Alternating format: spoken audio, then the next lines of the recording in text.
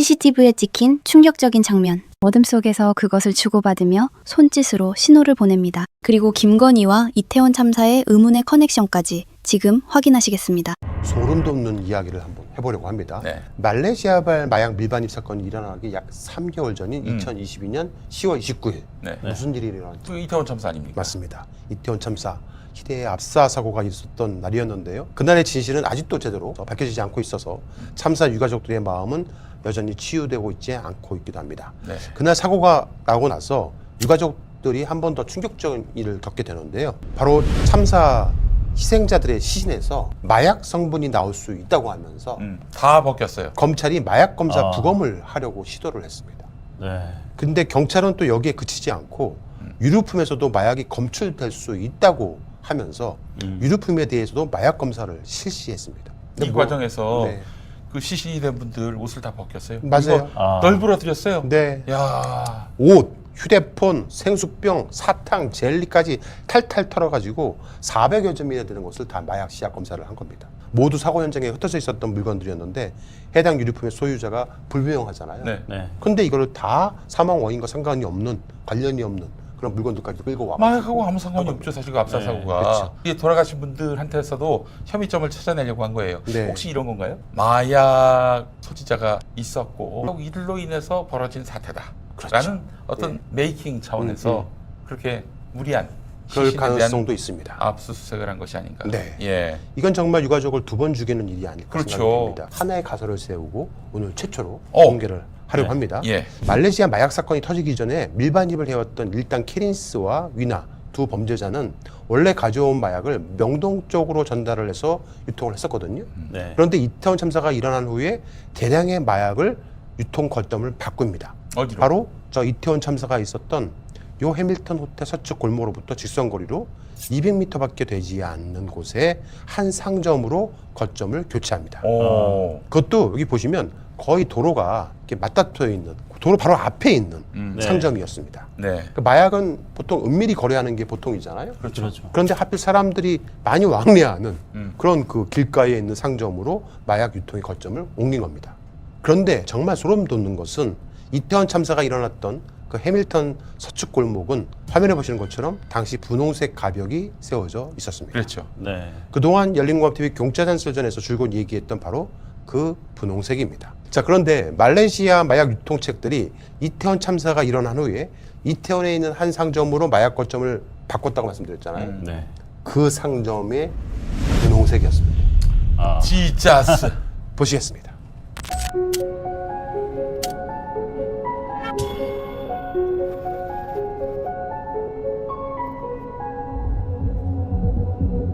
그냥 분홍색 건물 쪽으로 또 마약을 나르는. 딱 그러게요. 그 와. 핑크색이에요. 네. 근데 이게 그 당시에 상호입니다. 사쿠라.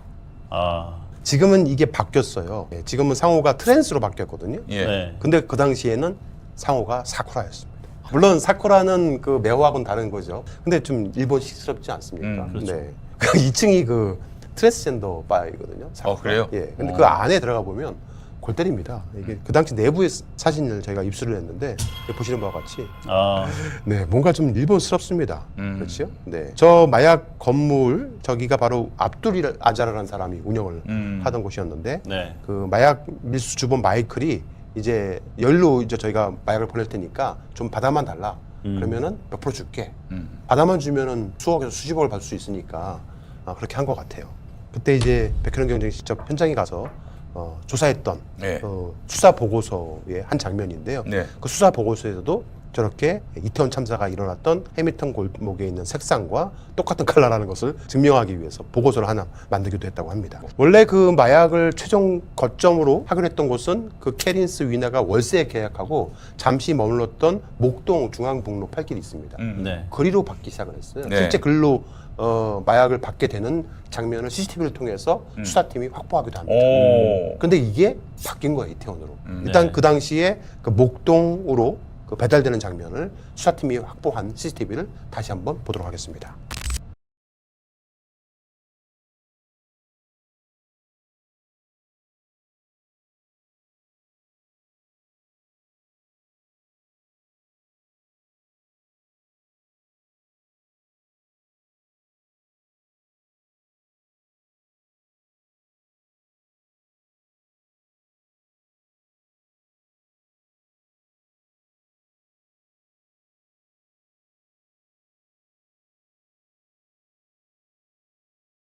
보면 이렇게 되어 있습니다. 네. 아이고. 도마와 식기가 있는데 네. 저 도마를 반으로 딱 가르면은 저기에 마약이 딱 숨겨져 있었던 거죠. 저거를 이제 루트를 바꾼 거예요. 근데 이 키넨시와 유나가 어떤 이유에서인지 이태원으로 거점을 바꿨다고 말씀드렸지 않습니까? 그래서 그 우즈마니아 그 운영자 압둘에게 우리 배선 경쟁이 물어보기 시작을 한 겁니다. 왜 여기로 바뀌기 시작했냐 했더니만 자기한테 만약에 이 마약을 받게 해준다고 하면은 수억을 주겠다. 네. 돈이 탐이 나서 그런 일이 있었는데 이게 수사가 벌어지면서 이게 이태원 참사와 연결되어 있다라는 얘기를 하니까 그다음부터 이 압둘이 너무나 긴장을 하면서 그다음부터는 이제 밟지 않기로 했다고 합니다. 자, 이 백혈원 경쟁이 그 당시에 수사를 하면서 느꼈던 느낌이 있을 거 아닙니까? 네. 그래서 저기를 한 3-4번 정도 가서 수사를 하셨나 봐요. 네. 근데 갈 때마다 그 발걸음이 그 이제 이태원 참사 골목에서 멈춰지게 된다고 하면서 참 이상한 느낌을 받았고 이걸 어떻게 말로 설명을 해야 될지 몰랐다라고 저희한테 말씀을 해오셨습니다. 네. 백혈원 경쟁의 이야기를 한번 들어보겠습니다. 그 바로 맞은편이에요. 이태원역에서 바로 이태원- 맞은편으로 이태원역 도로 맞은편이라고 보시면 돼요. 네. 거기가 이제 성소수자들이 주로 이렇게 들리는 식당인데 얘네들이 그 말레이시아 조직이 이렇게 오면 명동에 잠깐 들렸다 나가거든요. 아는 길이 그렇게 없으니까. 근데 그렇죠. 그쪽으로 유도를 해가지고 지도를 주고 그쪽에 가서 루트를 뚫어보라고 한 게 아닌가. 제가 늘 거기를 제가 한 3번 갔는데 갈 때마다 제 발걸음이 멈춰져요. 거기서 이상했어요. 그래가지고 이걸 어떻게 말로 표현을 하나. 그러니까 당시 수사를 하면서 알게 된 소감을 이제 말씀을 해주신 건데 일단 소름이 돋았다고 말씀하시잖아요. 네. 그리고 말문이 막혔고 여러 만감이 교차했다고 합니다. 이태원 희생자들을 제물로 바치는 것도 모자라서 끝끝내 마약을 하러 왔다가 봉변을 당한 사람들로 만들려고 했나 그러니까요. 하는 생각도 들었다고 하시고요. 왜 그들이 죽어야 하나 이런 의문도 듭니다. 그렇죠. 예. 희생자들을 또, 거의 마약 프레임을 씌워서 2번 죽이고 정말 네. 그 사람들의 명예를 완전히 땅으로 끌어내리는 것이 아닌가 근데 생각이 그걸 왜 하냐 이거예요. 그러니까요. 그걸 왜 하냐.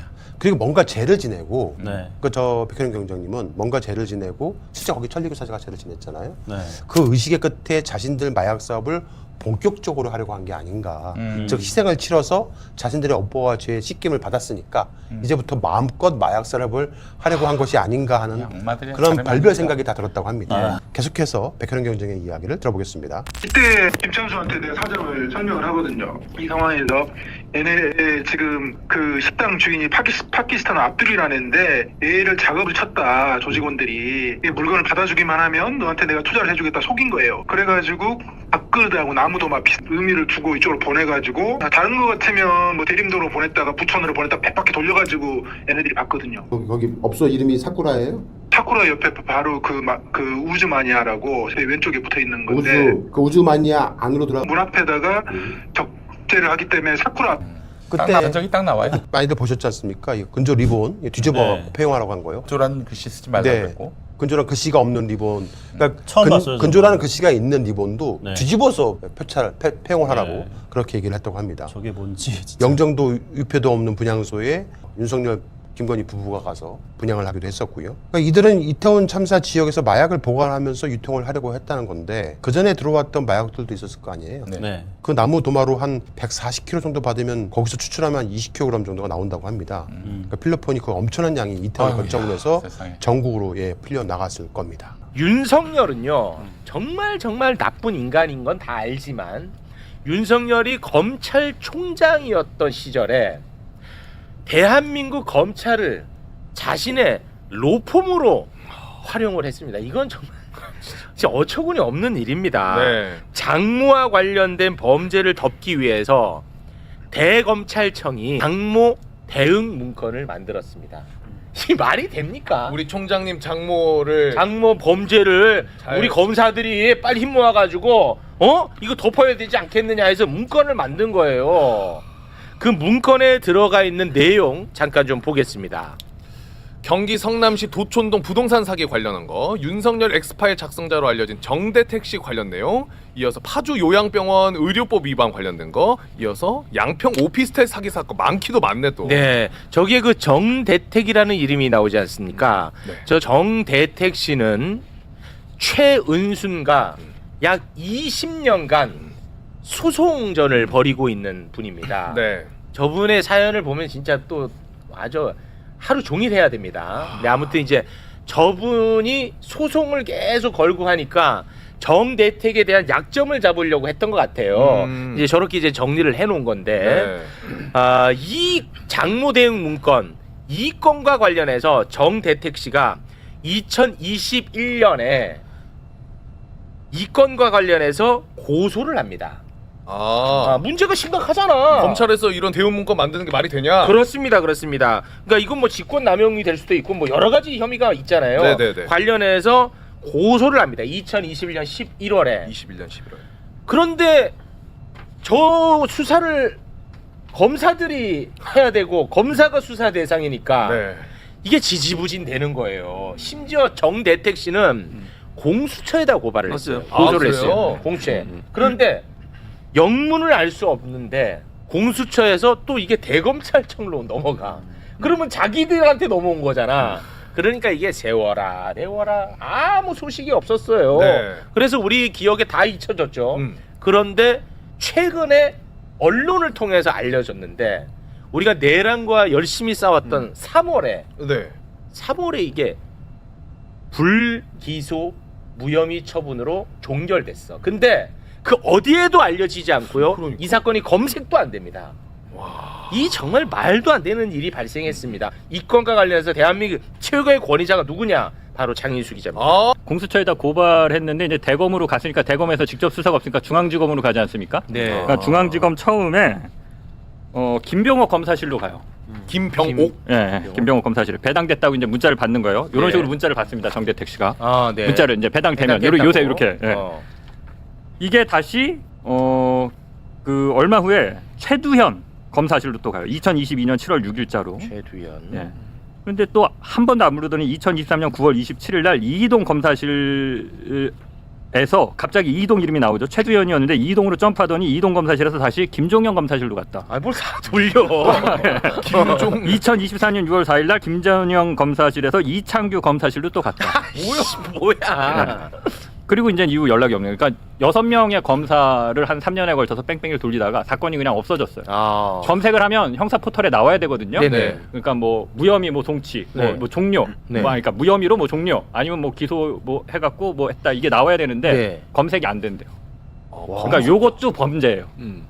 그러네. 네, 사건을 없앨 수 없어요. 네. 기록이 반드시 남아야 돼요. 형사 포털에 자기 사건이 네. 검색이 돼야 되는데 지금 검색이 안 되는 상황이어서 정대택 씨는 요거와 관련한 고소장을 다시 쓰고 있습니다. 네, 이제 바뀌었습니다. 사건 자체 휘발돼 버린 거네. 그럼 아예. 예.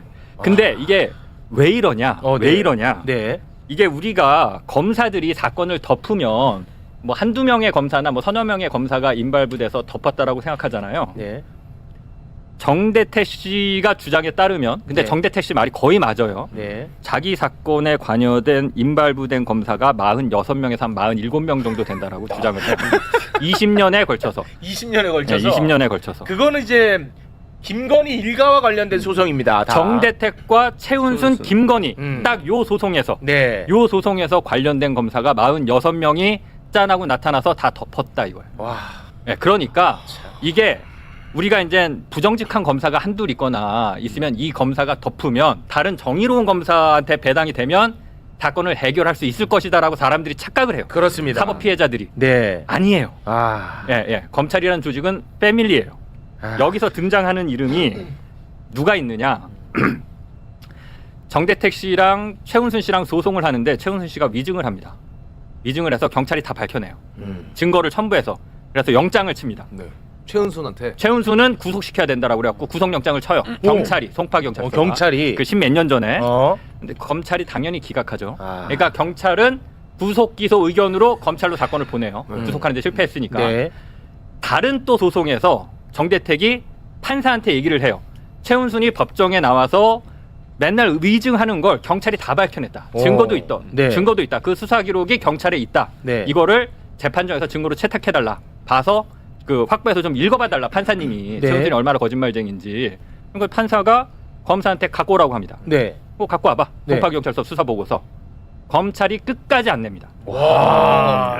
진짜. 동부지법 사건이었는데요. 그 당시 동부지검 공판 검사, 그 사건을 담당했던 공판 검사, 끝까지 그 서류를 안 냈던 검사 조남관 전 대검 차장입니다. 조남관. 조남관 전 대검 차장은 문재인 정부에서 고향도 호남이고 뭐 이렇게 좀 뭐 이미지도 좋고 예, 그러니까 그래도 좀 우리 쪽이겠거니 해갖고 발탁된 사람이. 근데 그 10몇 년 전에 평검사일 때 이미 최은순 일가와 이런 식으로 얽혀 있었던 거예요. 그러니까 몰라요 사람들은. 예. 이걸 취재해서 들어가다 보면 기가 막힙니다. 진짜 절망이야. 검찰이란 조직은. 절망이야. 예, 예.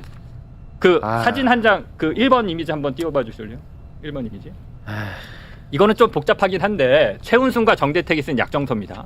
도장이 있죠? 네. 도장이 쭉 있잖아요. 저기 최은순 네. 도장 찍었고 정대택 도장 찍었고 네. 백윤복 도장 찍었잖아요.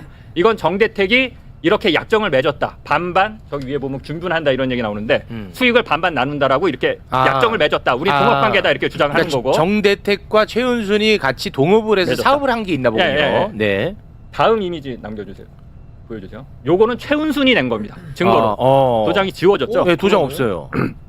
정대택이 이제 자기 사건 복잡하니까 이걸로 이제 최은순을 공격하기 시작합니다. 도장을 고의로 지웠다. 이 증거의 어떤 진실성을 훼손하기 위해서 이거 문서를 조작한 거다. 사무소 조작이다. 그래서 이걸로 계속 걸어요. 네.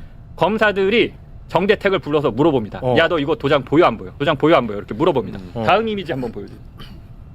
그 다음 이미지 한번 보여주세요. 자, 보입니까라고 묻죠? 네. 도장을 찍은 흔적이 그대로 드러나는데도 불구하고 피의자는 왜 보이지 않는다고 하는가요? 저는 안 보입니다. 안 보여서 안 보였다고 하잖아요. 네. 근데 검사는 보인다는 거예요. 다음 이미지 보여주세요. 그래서 무고 협박으로 저 도장 안 보인다고 했다고 기소한 겁니다. 지금. 김준영 검사가. 예. 아, 역으로? 예. 무고로. 와, 씨. 이런 검사가 이 도장이 보여 안 보여 이걸 갖고 정대택을 조진 검사가 4-5명 돼요. 그 당시. 명이야? 예. 검사들 눈에는 저 도장이 보인다는 거예요. 안 보이잖아요. 누군가 지웠잖아. 최은순의 주장은 이거예요. 복사를 여러 번 하는 과정에서 좀 지워졌다. 근데 아까 이미지 보셨으면 알겠지만 어떻게 도장만 싹 지워져요? 그럼 글자도 같이 지워져야지. 그러네. 도장만 깨끗이 지워졌잖아. 그렇죠. 그러니까 정대택은 손 댔다. 검사들은 아니 여기 도장 잘 보이는데 왜 안 보인다 그래? 너 무고야. 정대택, 너 왜 자꾸 문서를 조작했다고 자꾸 얘기해? 야, 흔적 남았잖아. 정대택 안 보이잖아. 이놈 아주 악질이네. 이놈 무고네. 와, 나는 너무 무서워. 이게 내가 이게 10몇 년 전에 10몇 년 전이야? 동부지법 여기 사건에서 이미 여러 명의 검사가 이거 하나만 갖고도 이름이 4-5명이 나와요. 이거 보여 안 보여? 불러서 이 조졌던 검사가. 왜냐면 정대택이 이거 갖고 계속 최은순이 서류 조작했다라고 걸고 또 걸고 하니까 불러서 보이는데 왜 안 보인다고 그래? 너 무고. 이렇게 해서 인발부된 검사가 40명이 넘어요. 미치겠다. 그러니까 우리가 아니 검찰이 왜 이걸 안 하지? 할 수가 없는 거예요. 검찰은 이미 20년 전부터 견고하게 벽돌 하나하나를 다 연루돼 최은순과 있어. 편먹고 다. 싸워와서 거대한 성을 이미 만들었어요. 그거를 정의로운 검사가 있어도 무너뜨릴 수 없어요. 그게 핵심이야. 이미 대검 차장까지 했던 사람이 아무도 모르게 저렇게 10몇 년 전에 관계를 맺었다니까요. 그 사건에서 옆방에 있던 모 검사가 있습니다. 그 검사는 정대택 사건과 아무 상관이 없어요. 변호사님 들으면 누르실 텐데 아무 상관이 없어. 네. 근데 동부지법에 검사가 의견서를 냅니다. 다른 검사가요? 네, 아무 그 사건과 상관이 없는 그냥 사람이. 동부지검에 옆방에 있던 검사가 법원에 의견서를 내서 뭐라고? 정대택은 진짜 나쁜 악질적인 범인이니까 얘 꼭 저기 뭐 엄하게 실형으로 처벌해달라고 의견서를 내요. 와. 그런 건 탄원서 아니야? 그 검사 그러니까 그 탄원서는 민간인이 내는 거지 검사가 왜 탄원서를 내요? 자기랑 상관없는 사건에 친인척도 아니고 아무것도 아닌데. 로펌이 많네. 그 검사가 한기식 검사인데요. 윤석열 정부에서 중앙지검 부장검사, 4부장검사인가로 그 승진해서 옵니다. 그러니까 검찰은 못해요. 한 번 그 손이나 발 담그면 그 사건 그 다음 누가 와도 못하는 게 이거를 자기 상관들, 자기 선배들이 이렇게 견고하게 덮어왔던 사건을 이제 와서 파헤친다고요? 안 되는 겁니다. 그래서 검찰을 해체해야 된다고 하는 거예요. 너무 슬프다 진짜. 그러니까 윤석열이라는 너무 슬퍼. 인간이 있었기 때문에 가능해진 일 아니겠어요? 최은순도 마찬가지. 그리고 지금 얘기 들어보면 검찰은 그야말로 조폭 같은 거예요. 그렇게 해서 자기가 하나 만들어 놓은 걸 전혀 빼지 않고 바꾸지 않고 그냥 그대로 가는 거잖아요. 조폭보다 훨씬 나쁘죠. 조폭은 그냥 민간 단위에서 하는 거고 얘네들은 공권력이잖아요. 그러니까. 세금으로 운영이 되고 그다음에 이런 분들 종편에 나갑니다. 그러니까 그나마 훌륭한 분들, 검찰에 대한 비판 의식이 있는 분들도 검찰 비판하면서 끝에 꼭 한마디 붙여요. 일부 검사들이. 이게 일부가 아니잖아. 그러니까 나는 카메라 비춰 빨리. 옛날부터도 얘기했잖아. 일부 검사들 이렇게 하지 말라고. 종편에서 맨날 그거 마지막에 붙였죠 한마디. 저는 안 그랬습니다. 많이 열심히 일하시는 검사도 있지만 저봐. 나쁜 정치 검사들 때문에 이런 일이 일어났는데 어. 자 보세요. 그럴 때 우리 민주당이 검찰청법 개정하자고 했잖아요. 그 네. 내용이 뭐가 있어요? 지금까지는 검찰총장만 검사를 징계할 수 있어요. 네. 징계 요청할 수 있어요. 네. 그래서 우리가 뭐라 그랬어? 법무부 장관도 할 수 있게 만들어야 된다라고 한 것이고 이렇기 때문에 수사하고 기소 분리해야 되는 거야. 검찰들이 수사를 제대로 안 해버리니까 당연히 기소도 제대로 안 해버리니까. 이제 수사 기소 분리는 종편 가서 얘기하시고. 좀 자, 아닌가요? 수사 기소 분리했어. 네. 그 다음에 그럼 공소청 검사가 보안 수사 해야 돼요, 하지 말아야 돼요? 공소청에서요? 예, 공소청 검사가. 문제가 있으면 할 수도 있는 거죠. 다시 돌려보낼 수가 있는 거죠. 아니 그 요구권은 있는데 네. 직접 보안 수사권 네. 줘야 돼요, 말아야 돼요? 그건 분리해야죠. 그건 안 되죠. 네. 그리고 또 수사위원회가 또 따로 있잖아요. 아니 그거 안 되죠. 네. 그 얘기를 빼고 하지 말라고. 한다고 나는 한다고 왜 안 한다고 생각하는 거야. 아니, 남들이 보면 오해하겠네. 여러분 절대 잘못된 겁니다. 네. 저는 다 얘기합니다. 네. 근데 검찰이 얼마나 심각하냐면 심각하다, 그동안에 근데. 도이치모터스 주가 조작도 이게 지금 특검까지 왔잖아요. 이거 주가 조작한 놈들보다 덮어준 검사들이 그게 훨씬 더 더 나빠. 나쁜 놈들이고 그리고 저는 검사들이요 조직적으로 그 불이한 윤석열 정권 시대에 다 입을 닫아버렸잖아요. 네. 그러다가 국회에서 바로잡으려고 하면 또 벌떼같이 일어났거든요. 그러니까 저는 우리 장인수 기자님 말씀대로 이제는 수명을 다했고 이제 검찰청은 문 닫는 수밖에 없기 때문에 이제 더 이상 이제 이 진실을 더 감출 수도 없다. 저 그렇게 생각합니다. 근데 사실 이게 수면 아래에 있었던 것이고 그게 이제 공개적으로 일어난 게 김건희 때문에 일어난 거 아니에요. 쉽게 말해서 아니 명품 주면서 청탁을 했다고 하는데도 검찰이 너는 청탁 아니야. 그래서 무혐의 네. 처리해버리고 주가 조작을 해가지고 23억을 엄마랑 벌었는데 얘는 비전문가야 인지하지 못했을 거예요. 기소 안 해버리니까 재판을 안 받고 재판을 안 받으니까 법적 처분을 안 받는 거. 네. 이걸 제가 계속 해왔던 거예요. 네. 그 하나만 더 말씀드리면 제가 온유영원 보도하지 않았습니까? 네. 야, 근데 그 성과가 났잖아요. 아, 예. 나 이건 박수 한번 치고 가자. 예, 감사합니다. 장인수. 예, 예. 정말 너무 멋진 아, 근데 보도였고요. 그 훌륭합니다. 뭐 자랑을 하려고 한 건 아니고 온예왕원이 원래 모텔이었어요. 그 모텔을 지을 때 농지를 훼손합니다. 최은순이. 그래갖고 농지 훼손법으로 기소가 돼요. 근데 이런 건은 기획수사기 때문에 한 명만 하는 게 아니라 그 여러 건을 해서 단체로 기소를 하는데 여러 명의 피의자를 함께 기소하는데 네. 다 구속 기소됐습니다. 오로지 한 명 최은순만 약식 기소됐습니다. 최은순을 약식 기소했던 이게 1992년 사건입니다.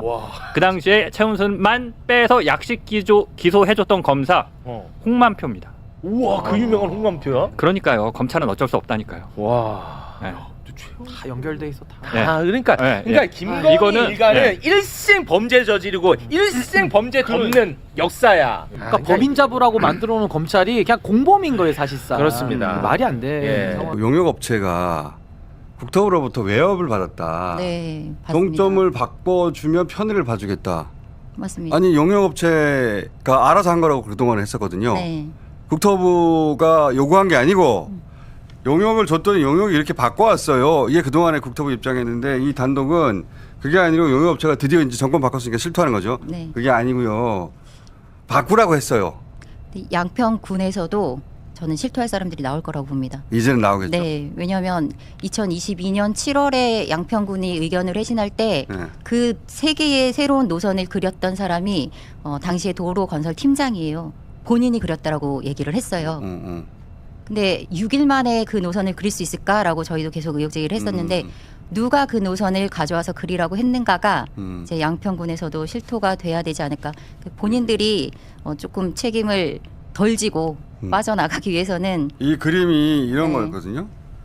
우리가 보기에는 그리고 여 의원님이 보기에는 이거는 누가 이렇게 시켰다. 네, 한마디로 말해서. 네.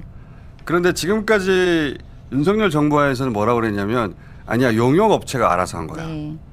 그리고 아니야 양평군에서 스스로 요구한 거야. 네. 우리는 이렇게 하라고 한 적이 없어. 이게 기본 입장이었잖아요. 네. 계속 반복해서. 근데 이제 의심해 왔던 것은 그게 아니야. 이 사람들이 용역업체가 이걸 갑자기 자기들이 국책 사업을 종점을 1,000억을 들여서 바꾸자고 제안할 리가 있나? 네. 자기가 어떻게 책임진다고. 네, 맞습니다. 그리고 양평군도 아니 갑자기 오랫동안 진행되어 왔던 사업을 자기들이 갑자기 종점을 바꾸자고 스스로 말할 리가 있나? 네. 근데 그 스스로 그런 제안을 했다고 하는 사람이 그 팀장이라는 거잖아요. 맞습니다. 팀장이 과장님과 국장님과 의논해서 했다. 그 팀장. 라고 이야기합니다. 예, 과장님과 팀장님, 국장님과 의논해서 있다라고 이야기하고 제가 그렇게 얘기한 그 팀장과의 대화를 녹음해서 공개했다는 이유로 제명이 된 거거든요. 그렇지. 네, 맞다. 네, 네. 예. 근데 이제 지금은 또 말이 다 바뀌어 있습니다. 어떻게 바뀌어요? 네, 그러니까 본인들이 제안해서 알아서 그려서 제안했다, 예, 요청했다라고 하다가 처음에는 그랬죠. 네, 근데 최근에 제가 6월에 그 저희 도로국장 하고 행정사무감사에서 질문을 했습니다. 고속도로 관련해서. 다시 한번. 네, 다시 한번 질문을 어떻게 했죠. 됐어요? 계속 소환하고 있는데. 정권 바뀌었는데 어떻게 네, 됐어요? 어떻게 했어요? 그랬더니 특검에서 부를 거를 예상하고 있더라고요. 그래서 그렇겠죠. 예, 뭐 보태지 않고 뭐 더하지 않고 얘기하겠다라고는 있는 하지만. 그리고 저는 또 이 국장이 그러니까 김성교의 측근이기도 하고 김성교의 복심을 가장 잘 아는 인물이다라고 생각을 합니다. 그래서 이 국장님께서 좀 양심 선언해 주시기를 기대하는데 태도는 어떻게 변했냐면요. 양평군에서는 종점 변경 얘기를 단 한 번도 한 적 없다. 스스로. 네. 없다 이렇게 나오고 있습니다. 요지는 그 용역업체가 우리 이때까지는 용역업체가 스스로 판단한 네, 것이다. 네. 아무도 안 믿었어요, 사실. 예? 국책 사업인데 자기들이 원래 시키는 것만 해야 되는데 이 국책 사업 잘못됐어 이거. 이거 종점을 틀어야 돼. 그러면 1,000억 이상이 드는데 네. 틀어야 돼. 네. 자기들이 무슨 권한으로 책임을 질 수 있다고. 게다가 이 용역을 받은 지 며칠 되지도 않아서. 네, 5, 6일 만에. 네. 그런데 그 용역 결과를 국토부가 예 알겠습니다 하고 받아들였다는 거 아니야? 넙죽 받아들이고. 말도 안 돼서 안 믿었는데. 네. 근데 마찬가지로 지금 양평군에서도 네. 우리가 한 거 아니에요? 네, 지금은 이제 그렇게 얘기하고 있습니다. 하지만 양평군에서 안이 올라갔다고 지금 공문이 있죠. 공문이 있잖아요. 네, 양평군에서 올라간 공문이 있는데 그 공문을 그 국토부가 자의적으로 종점 변경으로 해석을 한 건지 아니면 사전에 말을 맞춘 건지 이거 좀 이렇게 밝혀져야 공문을 될 올리라고 것 누가 시킨 네, 건지 그럼 밝혀내야 될 문제인 그 시킨 사람이 나와야 되는 거 아니에요? 네, 시킨 사람이 나와야 하는데 지금 양평군에서는 어쨌든 종점을 바꿀 이유가 국토부에서 이야기하는 3가지 명분이 있었어요. 어쨌든 양평군의 절대적 요구 원희룡 절대적 장관이 요구. 그렇게 주장을 했었는데 그럼 1번이 사라지는 거 아니야? 1번이 사라지는 거죠. 절대적 요구가 없었다라는 증거들은 다 나왔죠. 그러니까 증언으로도 나왔고 이미 어쨌든 간 주민 의견 수렴이나 전문가 검토 없이 6일 만에 노선이 그려져서 올라간 것을 절대적인 요구라고 주장을 했었는데 이제는 그마저도 우리가 종점 바꿔달라고 안 했다라고 주장을 하잖아요. 그래서 절대적 요구가 사라졌고 두 번째는 이 환경성 검토인데요. 환경성 검토 띄워봐주세요. 예. 네, 이게 환경성 검토인데 그 산지 훼손을 줄이고 상수원 보호구역을 피해야 된다. 그래서 원안 노선은 환경 보호하려고 그랬다는 거예요. 네네. 원안 노선은 그 남한강을 건너거든요. 남한강을 건너면 철새 도래지도 있고 상수원 보호구역을 많이 지나기 때문에 안 된다. 네, 안 된다라고 얘기를 했고 그런데 따져봤더니 그 민가를 지나는 수가 원안은 4개지만 변경하는 10개 마을을 지납니다. 오히려 그럼 민가의 민원들이 더 폭발적으로 늘어날 것이 예상이 됩니다. 그리고 또 한 가지는 강을 건너야 되기 때문에 남한강을 건너야 되기 때문에 노선이 바뀌게 된다라고 주장했던 양평군에서 김성교와 전진선이 강하대교를 신설하겠다고 올해 중심 사업으로 올려요. 그러면 모순이라는 거죠. 모순. 네, 강을 건너면 안 된다고 바꿔놓고. 그렇죠. 이유가 네. 강 건널 때 철새 도래지가 망가져. 맞습니다. 그다음에 네. 주민을 지나가면은 민원이 계속 발생할 네. 거 아니야. 이랬는데 바꾼 다시 띄워주세요. 아래쪽 노선은 그 마을이 10개야. 네. 민원이 훨씬 더 폭발해. 네, 맞습니다. 예. 그리고 다리도 지으라고 그랬어. 그러니까 다 거짓말이었다는 거죠. 네, 그 핑계는. 모순된다는 거고 그게 두 번째 이유고요. 그리고 세 번째 이유는 경제성을 경제성. 주장합니다. 그런데 원안 노선과 변경 노선을 똑같은 기준으로 똑같은 시점에 검토해 본 적이 없습니다. 그렇지. 네, 그래서 그러니까 변경 노선 같은 경우는 영향권, 직접 간접 영향권을 더 많이 부풀려서 조사를 했고 그랬더니 교통량이 많은 걸로 나오죠. 그렇죠. 네. 맞아요. 그리고 그것도 비용도 그러네. 1,000억이라고 얘기하고 종점부에 140억 정도가 늘어난다고 얘기하지만 IC 하나가 늘어나는 노선에 IC 신설만도 377억 원이 들어간다고 합니다. 그러면 비용 계산도 잘못됐다. 그래서 이 3가지 이유가 다 깨졌기 때문에 하나밖에 없습니다. 김건희의 땅이 아니고는 저희는 설명이 그렇죠. 안 됩니다. 그 땅이 꺾인 이유가 그때부터 그렇게 의심했고 네. 다른 이유를 댔는데 그때는 납득할 수 없었고 납득할 수 없다는 얘기는 우리 여현정 의원님이 줄기차게 하셨고 네. 그러다가 제명이 되셨고 네. 제명이 다시 살아나셨고 네. 그런데 2년 전하고 달라진 점은 그때보다 훨씬 정리정돈이 잘 돼 있네요. 맞습니다. 네. 그런가요? 네. 그때는 약간 중구난방이었는데 이제 네. 다 압축됐어요. 보니까 네. 2년간 다져져가지고. 내공이. 네. 예. 그러면 지금 특검에서 이제 부르기 시작했거든요. 네. 그렇죠? 용역업체부터. 근데 이제 이 사안을 지금 네. 3년째 들고 네. 있잖아요. 네. 그래서 속속들이 알고 있잖아요. 네. 지금 누구를 불러서 뭘 물어봐야 돼? 핵심이 누굽니까? 핵심은 저는 이제 김성교. 김성교. 네네. 김성교가 가장 입맛에 맞게 잘 움직여주는 최고의 행동대장이었고 김선교 의원은 지금은 현 의원은 양평 군수였고요. 네, 삼성 군수였고요. 양평 군수를 3번이나 하면서 그 기간 동안 최은순이 네. 그 지역에서 공흥지구 아파트를 개발했는데 맞습니다. 그때 각종 특혜를 제공했다는 의혹이 있고 네. 일부 사실로 확인되고 네. 또 공무원도 처벌을 받았죠.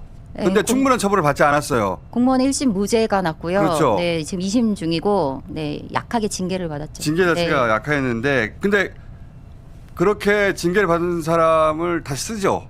네, 징계가 돼야 되는데 그러니까 국장은 징계가 되지도 않았습니다. 아예. 징계가 돼야 되는데 수사 중에 수사를 받고 있던 사람인데 승진을 하죠. 다시 수사를 쓰는 정도가 받다가. 아니라. 오케이. 그러니까 저희가 여기 2022년 7월에 좀 주목을 하는데요. 2022년 7월에는 7월 1일에 전진성 군수가 그 군수직을 그 다음 시작을 하는 군수예요? 날이고, 예, 네. 다음 군수로 그러니까 원안을 국민의힘입니다. 국민의힘입니다. 시작을 하고요. 그다음에 7월 6일에 저 안철영 국장이 원 포인트로 승진을 합니다. 그것도 무슨 얘기냐면은 그 지금 이야기는 그 앞에 네, 앞에 이 사람이 지금 수사를 받아야 네, 될 네. 수사를 받은 사람이죠. 수사 중이었습니다. 수사 당시에. 중이었던 네. 사람을 새로 들어온 군수가 그 사람만 원 포인트로 네, 승진을 시킨 거예요. 네.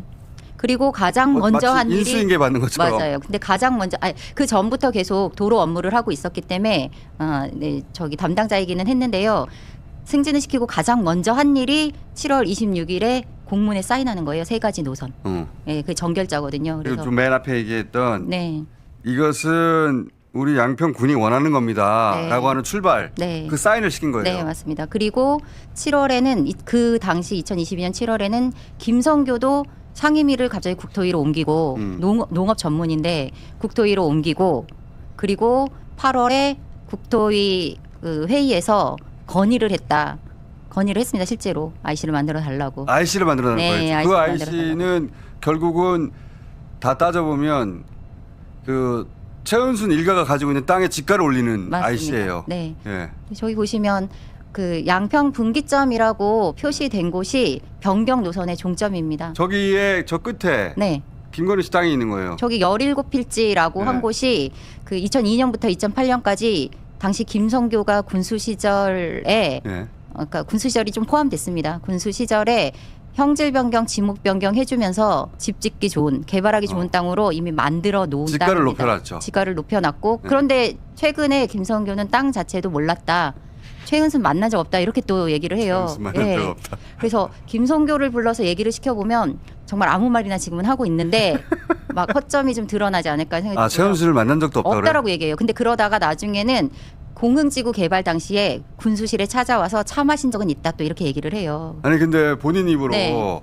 그 거기를 잘 봐줘서 허가 잘 내줘서 허가를 고맙다고 했다고 네, 하고 윤석열이 자기한테 미안한다. 네. 미안하다고 했다고 하고 네. 그러니까 본인 입으로 했잖아요. 네, 해요. 근데 이제 그래서 만난 적이 없다고 그랬어요. 네, 말을 다 모아보면 본인이 했던 말만 다 모아봐도 이거는 앞뒤가 맞지 않고 아무 말이나 하고 있기 때문에 좀 허점이 드러날 거라고 생각하고요. 그 남영평 IC도 그리고 양평 분기점도 네. 결국은 어디로 또 이어지냐면 자기들 땅도 있지만 건너편에 있는 자기들이 개발하는 곳하고 연결되는 맞습니다. 거예요. 다리 양근대교라는 저 다리를 건너면 또 양평읍인데요. 네. 그 양평읍에서 종점 부근까지는 차가 막혀도 10분이면 가요. 그러니까 반경 5km를 끼고 29개 필지가 있습니다. 약 필지가 자기들 땅이. 예. 약 13,000평 정도 되고 축구장 5개 규모의 땅이 땅이 있는데요. 주변에 다 다 있어요. 모여 있습니다. 그러니까 밝혀진 것만 그렇습니다. 이게요. 네. 출발 지점이 네. 최은순 씨가 사는 동네예요. 맞습니다. 송파에서. 고속도로가. 네. 송파. 자기가 사는 동네에서 자기 땅이 있는 땅까지. 곳까지 고속도로를 네. 뽑은 거 이게. 사실은 다리를 건너서 가면 저기 양근리 4개 필지랑 배간리 2개 필지까지도 다 의혹이 있는 땅입니다. 지금 배간리 2개 필지는 농지법 위반 혐의로 저기도 지금 수사가 되고 있는 땅이고요. 저 공흥리 땅에서 양근리 땅까지 공흥리 땅은 공흥지구 개발로 지금 현재 한신유 아파트가 들어와 있는 땅이고요. 네. 저기 그 4개의 필지가 있는 곳도 공흥리 땅인데 거기에도 최은순 일가의 부동산이 있습니다. 근데 그 최은순 일가의 공흥지구 아파트 개발 지역부터 최은순 딸 김건희 언니 김지영의 부동산이 있는 땅까지는 김성교 군수 때 6차선 도로로 이미 확장을 해준 땅입니다. 그래요. 네, 그리고 작년에 모든 전선을 지하로 묻는 지중화 작업까지 해줍니다. 그러니까 이미 개발이 완료되었거나 개발 준비가 완료된 곳들입니다. 저 땅의 지가를 크게 상승했겠네. 네, 그러니까 저 땅 끝에서 조금만 나와서 좌회전을 하면 양근대교를 건너서 남양평 IC까지. 자, 저기서 가장 주목할 게 두 가지가 저기 밑에 남양평 IC라고 써 있잖아요. 맞습니다. 저거는 중부 내륙 고속도로에서 네, 진입할 수 있는 IC를 만들어 준 거예요. 네. 그냥 지나가는 고속도로였거든요. 맞습니다. 여기서 네. 일로 빠질 이유가 없어요. 네. 근데 그 남양평 IC를 만들어 주고 네. 저것도 만들 이유가 없다고 그랬는데 맞아요. 만들어 준 거예요. 그리고 저것은 중부 내륙 고속도로가 통하게 만든 것이고요. 그 바로 위에 이제는 서울에서 오는 고속도로. 원래 이 고속도로는 그 양서면으로 양서면 위쪽으로 네. 가가지고 이 강원도로 강원도까지. 빠지는 교통 체증을 해결하려고 네. 하는 고속도로인데 그거하고 아무 상관없이 아니 이거 다시 돌려 그렇죠. 아무 상관없이 원래 교통 체증을 해결하려고 국토부에서 네. 고속도로를 뚫으려고 했는데 그 고속도로 꺾어가지고 교통 체증하고 아무 상관없는 맞습니다. 네. 자기들 땅으로 연결한 거예요 이게. 네. 그러니까 고속도로 사업의 목적 자체가 다릅니다. 원안 노선은 6번 국도 정체 해소고 강원도로 가는 차량을 분산시키는 게 목적인데 변경 노선의 목적은 김건희 일가 부동산의 가치 상승, 목적 자체가 다릅니다. 저 IC도 네. 따져봐야 되고요. IC가 2016년에 네. 개통이 되는데요. 김성교 군수 시절이고요. 그렇죠. 당시에 저 IC와 돈을 많이 썼어요. 돈도 많이 썼지만 네. 그 양평 IC가 있는데 4km 정도 떨어져 있어요. 그 정도 거리를 두고 IC를 신설하지는 않아요. 그래서 저 IC가 생기는 것도 저희가 좀 의혹으로 계속 보고 있습니다. 그 굴의 예산상 네. 그만큼 쓸 수 없는 돈을 써서라도 저걸 뚫었어요. 네. 그리고 나서는 이제 그리고 대통령에 당선되자마자 네. 인수위 시절에 이걸 한 거예요. 인수위 며칠 되지 않았어. 네, 네. 오랫동안 품고 있던 계획이었던 거지. 네. 그러니까 2018년 2월에 그 2030 양평군 기본 계획에 이미 등장을 하기도 합니다. 네. 네. 종점을 강상으로 하는 노선을 그려보기는 했습니다. 김성교가. 그리고 그때 아까 얘기 드린 강화 IC도 이미 등장해 있습니다. 김선교 군수 시절에 이 네. 구상이 있었어요. 음. 김선교 네. 군수 시절에. 공약으로 한번 등장했던 적이 있습니다. 그리고 김선교 지금 의원은 그러니까 이 의혹의 대상이 뭐냐면 최은순, 김건희 그 일가하고 아주 오래전부터 관계가 친분이 있죠. 네. 친분이 있고 관계가 있었던 거 아닌가? 맞습니다. 그래서 끊임없이 편애를 봐줬고 끊임없이 네. 저런 이상한 일들을 해준 거 아닌가? 네. 라고 지금 의심하고 있는 거예요. 네, 맞습니다. 저희 남양평 IC를 끼고 그 휴게소가 또 생깁니다. 네. 그 2023년 말 그래서 2024년부터 휴게소 영업을 시작하는데요. 윤석열 동문이 운영하는 휴게소입니다. 거기는. 아 그래요? 네. 아 이건 나 처음 알았네. 그러니까 양평을 끼고 저 공흥지구는 장모님께 바친 장모 아파트라고 하고요. 그리고 저 고속도로는 건의로드 부인에게 바친 선물이고 또 동문에게도 동문 휴게소를 하나 지금 운영을 하고 있습니다. 네. 윤석열 동문이 하고 있어요. 윤석열 동문이 하고 있는 휴게소인데 저 휴게소가 한 20% 정도만 자비를 냈고 나머지는 맞아. 그랬었다, 그지? 네, 맞아요. 네. 80%를 국가예산으로 지어서 20%만 자부담으로 그런 사례가 투자를 없었다고 그랬었던. 전혀 없었던 사례예요. 그런데 15년간 수익을 보장해준 또 특별한 케이스. 그게 다 양평에 모여 있습니다. 그래서 양평 주민들이 많이 속상해요. 양평이 너무 좀 국정농단의 땅, 그다음에 부정적인 이미지가 자꾸 나오다 보니까 속상한데 김건희 저희도 랜드구나 저기가. 네, 건의랜드예요. 네, 건의랜드, 건의로드, 뭐 장모 아파트 이런 이제는 이름으로 밝혀지겠죠. 불립니다. 네, 이제 이제는. 저희도 싸움을 끝낼 때가 고생 많이 끝내야 하셨어요. 되지 않을까.